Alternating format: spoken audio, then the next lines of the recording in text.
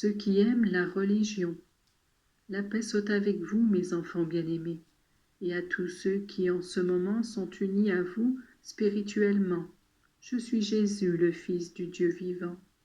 Votre prière est un acte de foi, mais elle est aussi un acte de bonté de la part de Dieu, qui se met à votre écoute comme à celle de personnes dignes de s'entretenir avec lui. Oh, si vous saviez quels dons immenses sont la foi et la religion chrétienne, qui vous permettent de jouir du surnaturel comme de choses ordinaires et naturelles. La religion, mes enfants, est le lien qui unit l'homme à Dieu, et c'est par l'intermédiaire de la religion qu'il peut vous élever. Elle est le moyen de monter graduellement, de se perfectionner et de goûter, dès cette terre, le bonheur que Dieu seul peut donner. Mais vous voyez de quelle manière on massacre la religion dans le monde. Il y a ceux qui l'utilisent pour couvrir leurs méfaits. Il y a ceux qui en usent pour défendre des intérêts et des privilèges. Il y a ceux qui l'acceptent dans les limites de leurs profits. Il existe un monde entiché d'une religiosité superstitieuse. Alors qu'ils nient des vérités fondamentales, ils croient en des choses vaines et les transforment en idoles. Il y a enfin ceux qui mettent sur le même plan toutes les religions, comme si elles étaient toutes également vraies ou fausses. C'est à cette multitude aveugle et sourde que convient bien la réponse que je fis aux apôtres, quand ils me demandaient « Maître, pourquoi nous parles-tu en parabole ?»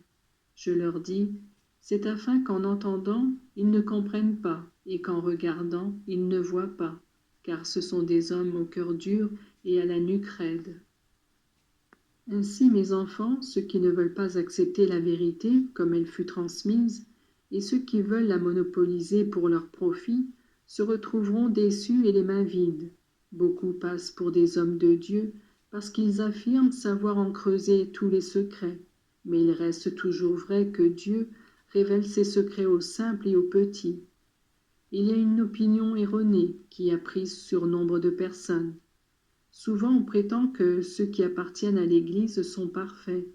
On voudrait exclure l'humain de l'homme, mais si l'on ôtait le corps, l'homme n'existerait plus. La partie humaine, sujet à des déficiences dès la naissance, doit toujours être gardée présente, avec toutes ses nécessités, ses défauts et ses lacunes. C'est précisément à cause de ces déficiences que les hommes doivent s'aider mutuellement. Ce qui fait défaut chez une personne, l'autre l'a peut-être en abondance, et les œuvres de miséricorde apprennent à équilibrer les situations, en comblant les vallées et en abaissant les collines. C'est la religion que le Seigneur a voulu pour qu'il y eût entre Dieu et ses créatures un échange d'amour, était pratiquée dans son intégralité, on jouirait sur terre d'une grande sérénité et d'une grande paix. Alors on verrait Dieu tendu vers tous et vers chacun, comme le meilleur des pères, en train de donner à ses enfants tout ce dont ils ont besoin. Recevez chaque jour la très sainte Trinité, parce qu'elle a fait pour vous de grandes choses. La lumière que vous recevez et l'ardeur de charité qui vous rend désireux de progresser sans cesse dans la vertu sont comme une cascade merveilleuse. Elle descend du cœur de Dieu, rebondit dans le vôtre, pour descendre ensuite sur tous ceux qui veulent l'accueillir et ne mettent pas d'obstacle pour s'opposer à son passage. Recevez et donnez. Ne vous souciez que de recevoir la semence et de la jeter. La récolte se fera au dernier jour. Ne vous attristez pas s'il arrive que votre parole ne soit pas écoutée. Ne l'ai-je pas expérimenté moi-même avant vous? Ma vie n'a-t-elle pas paru tout un échec? Et celui qui travaille pour moi, ne doit-il pas dire à la fin de la journée, et peut-être aussi à la fin de sa vie, « Je suis un serviteur inutile » ? Qu'il vous suffise de garder vivante la flamme de la foi. Sachez que l'homme juste vit de foi. C'est cela que je veux de tous et de chacun. Ce sont de nombreuses grâces que vous recevez ici. Vous en recevrez de nombreuses encore.